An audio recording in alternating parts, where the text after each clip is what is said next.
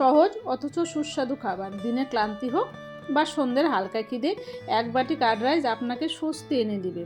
দুধ দই দিয়ে মোলায়েম স্বাদে তৈরি, সর্ষের ঝাঁঝালো গন্ধ আর কারি পাতা শুকনো লঙ্কা দিয়ে ভাতকে এক অন্য রূপ এনে দেয়।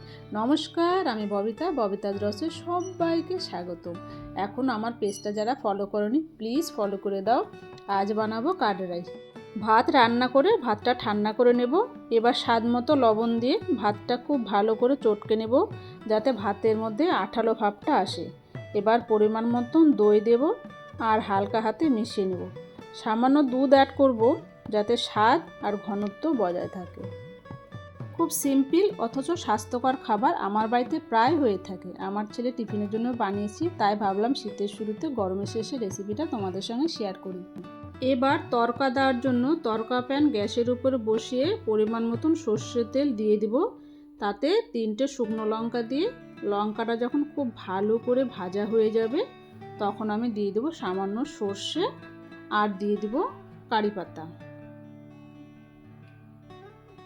গ্যাসটা অফ করে এবার কার্ড রাইসের সঙ্গে ভালো করে মিশিয়ে নেব তড়কাটা।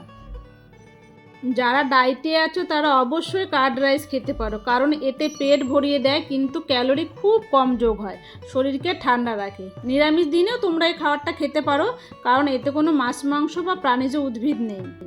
আমি তো কার্ড রাইসের বেসিকটা দেখিয়ে দিলাম, তোমরা চাইলে অনেক কিছুতে গার্নিশিং করতে পারো। আমি শুধু আজকে ধনেপাতা আর গাজর দিয়ে গার্নিশিং করেছি। তোমরা চাইলে ড্রাই ফ্রুট বা বিভিন্ন ধরনের সিজনাল ফলও দিয়ে সাজিয়ে নিতে পারো। আসবো নতুন একটা রেসিপি নিয়ে পরের ভিডিওতে। ততক্ষণ সবাই খুব ভালো থেকো, সুস্থ থেকো, এনজয় করো। Thank you.